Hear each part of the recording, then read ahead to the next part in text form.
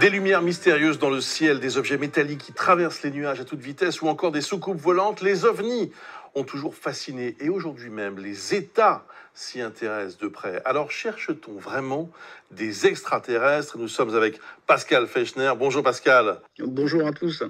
Vous êtes président de Maybe Planet qui enquête sur les objets volants non identifiés, les fameux ovnis. Vous allez nous aider à y voir plus clair. Mais d'abord, Capucine de Hugo est allée rencontrer Jack Crean, ancien pilote de chasse de l'armée de l'air. Il compte plus de 20 000 heures de vol et au cours d'une de ses missions, il a fait une rencontre surprenante. Regardez. C'était la période, c'était en 72, 73, c'est en guerre froide. Donc on partait à 2 avions pour s'entraîner et je vois dans mes 10 heures arriver quelque chose qui ressemblait à un avion de ligne. Et j'appelle le contrôleur au sol, il dit écoutez, moi je vois rien, il n'y a rien. Bon j'ai dit écoutez si, moi je vois bien. Et puis là mon collègue arrive, rassemble, et je dis tu vois ce que je vois? Il me dit oui, je confirme, oui. On pensait que c'était un avion de ligne qui traversait notre zone d'entraînement en disant bon c'est pas normal quoi.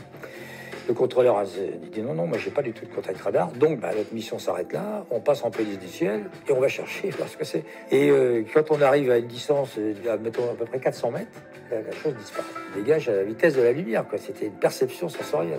On reprend l'exercice et au moment où j'arrive en phase terminale, je vois ce truc qui réapparaît comme un 3e avion qui surveillerait notre manœuvre. Et on fonce dessus, quoi. On y va et ça cartonne, ça dégage. Mais ça dégage, elle est vraiment perception rétinienne, quoi. Une accélération foudroyante. Et on refait une 3e présentation et la même chose. La 2e fois, on est allé plein pot là et j'ai vu à l'intérieur. J'ai vu un genre de lumière qui était magnifique, une lumière blanche qui était extraordinaire. C'est bon, j'en ai encore l'émotion de voir cette lumière, un rayonnement, le conciliabule que j'ai eu avec mon équipier. J'ai dit bon, c'est la guerre froide, ça c'est encore un truc curieux. Bon, on verra bien demain s'il se passe quelque chose, si on nous demande des comptes. Sinon, ça c'est un coup à aller chez le psy, se remettre au secret. Enfin bon, il y avait une dynamique à l'époque. J'en ai reparlé une dizaine d'années après, avec mon ami journaliste, puis après on en avait parlé au président de la République en disant, écoutez, on est responsable du ciel, de la police, de voir ce qui se travaille dedans, et j'ai des pilotes qui reviennent en disant, mais on ne sait pas ce que c'est, on ne les attrape pas, il y a peut-être quelque chose à faire, il y a peut-être une menace. On a eu des généraux d'armée de l'air, on a eu des tas de responsables, des ingénieurs, des pilotes, qui ont fait une enquête très très honnête là-dessus. Moi, ça m'a interrogé, évidemment. On peut se poser une question. Une bonne question d'ailleurs. Puis c'est la question presque fondamentale de notre humanité. Qu'est-ce qu'il y a ailleurs, hein? Je retournerais bien pour voir, pour savoir. J'aimerais bien avoir une rencontre du 3e type.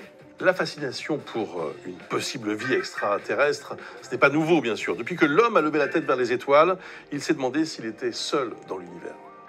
Dans les diverses religions, les 3 abrahamiques et d'autres, il est question de créatures ou de dieux qui viennent en dehors de nos plans, qui viennent d'autres univers, mais dans des récits assez anciens, on trouve toujours cette notion d'intelligence ou d'êtres qui viennent d'ailleurs. Dans l'histoire moderne, il y a la Seconde Guerre mondiale avec l'épisode des Foo Fighters.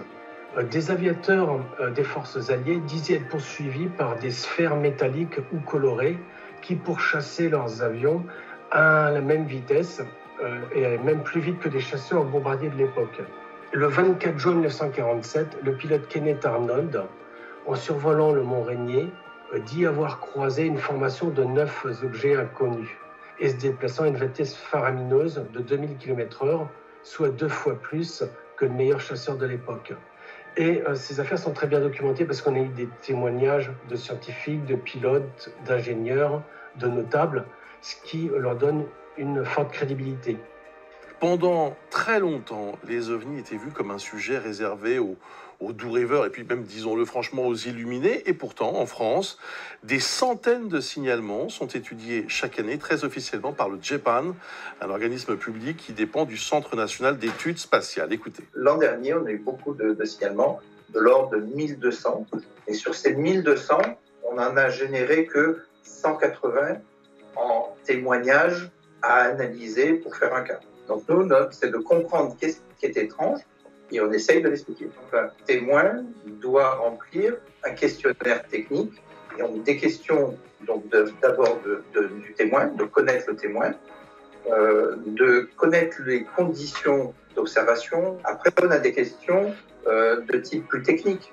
Et après, on pose un ensemble de questions sur ce que pense la personne. Le cas, après, là, on peut le transférer à des enquêteurs. C'est une fois qu'on a fait cette analyse, l'objectif du GEPAN, c'est de faire une classification. Soit on a compris et trouvé, en revanche, il reste une petite partie de cas où on a des données conséquentes, on a plusieurs témoins, on a pu vérifier, mais qu'on ne sait pas expliquer. Pascal Fechner, est-ce qu'on peut dire que le discours sur les ovnis change en ce moment partout dans le monde? Le Pentagone aux États-Unis a même rendu il y a quelques jours un rapport sur cette question. Qui dit quoi d'ailleurs?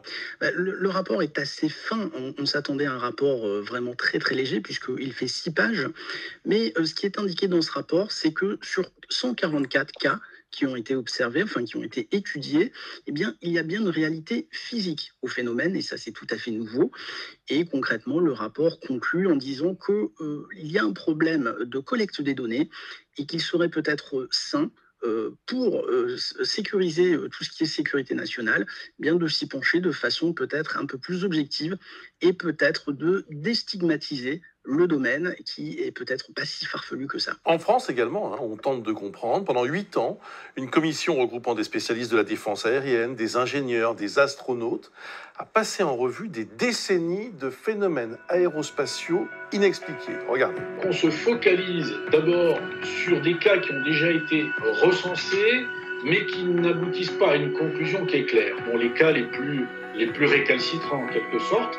Et à partir de là, en fonction des données qui sont disponibles, on peut mener des analyses approfondies avec nos experts. Et là, on peut, dans certains cas, arriver à des conclusions ou au contraire, comparer à des tas de phénomènes physiques et puis se dire, bon, là, on ne comprend pas, on est à la limite des lois de la physique que l'on connaît. Il y a des cas britanniques aussi qui ont été renseignés, qui remontent aux années 50, avec des points lumineux qui laissaient des traces radars et qui ont traversé l'espace aérien britannique autour d'une base pendant plusieurs heures. Les pilotes ont observé, les radars ont observé, ils n'ont pas d'explication. Vous voyez, on est en 1956, en 2021, on n'a toujours pas d'explication. L'origine de ces phénomènes-là, et de certains, très mystérieux, n'exclut pas une origine, on va dire, autre. Pascal Fechner, tous ces groupes d'études gouvernementaux, ces rapports scientifiques, c'est le signe que la question des ovnis est enfin prise au sérieux? Elle est enfin prise au sérieux puisqu'elle est prise de plus en plus sous l'angle de la sécurité nationale. Si des objets traversent notre ciel, survolent nos centrales, nos sites militaires, sans que nous sachions ce qu'il en est, eh bien c'est anormal et il faut s'y pencher, mais de façon pragmatique et dépassionnée. C'est-à-dire qu'il va peut-être falloir aujourd'hui éliminer, ou en tout cas faire en sorte que l'hypothèse extraterrestre ne fasse que partie des hypothèses, mais ne soit pas la conclusion obligatoire. Pourquoi est-ce que l'armée, la science, les gouvernements s'intéressent aux ovnis? Ils cherchent quoi au fond? Des extraterrestres? C'est un phénomène nouveau aussi au niveau des politiques américains qui ont pris la parole, puisque le Congrès a été transmis au Congrès. Eh bien, aujourd'hui, ces politiques admettent ouvertement que la thèse extraterrestre est une des hypothèses possibles, mais loin d'être la seule. Donc, en fait, ils lui redonnent une importance, on va dire, relative par rapport aux autres hypothèses, à savoir matériel américain secret, firmes privées ou, un peu plus grave pour eux, matériel de pays adverses tels la Chine ou la Russie. En fait, ce qui est intéressant, c'est que la conclusion, finalement, de ces études, c'est que, et ça, tout le monde est d'accord là-dessus, finalement, c'est qu'il y a des phénomènes inexplicable. En tout cas, inexpliqué. En tout cas, inexpliqué. Et justement, la conclusion, c'est peut-être de dire, bien écoutez, réfléchissons-y, donnons les moyens aux scientifiques de s'intéresser au sujet, donc donnons-leur les données que nous avons récupérées à travers nos radars, à travers nos satellites, pour qu'ils puissent peut-être trouver une solution. Et c'est peut-être une solution totalement pragmatique, très loin de la thèse extraterrestre, mais encore une fois, aujourd'hui, elle fait partie des possibilités. Il ne faut pas la privilégier, mais il ne faut pas l'exclure non plus. Admettre la possibilité d'une vie extraterrestre. Pour l'instant, personne ne le fait officiellement. Pourquoi ce pas est-il si compliqué à franchir? Parce que, comme le disait Carl Sagan, des faits extraordinaires nécessitent des preuves extraordinaires. Et à aujourd'hui, en tout cas, nous n'avons pas eu de soucoupe volante qui se soit posée dans le jardin de la Maison-Blanche ou sur le porche de l'Élysée. Et aujourd'hui, nous n'avons pas de preuve qu'une technologie exogène ait été récupérée par quelque État que ce soit. Merci beaucoup, Pascal Fechner. Merci pour vos explications. Merci beaucoup. Et vous, Avez-vous déjà observé des phénomènes non identifiés?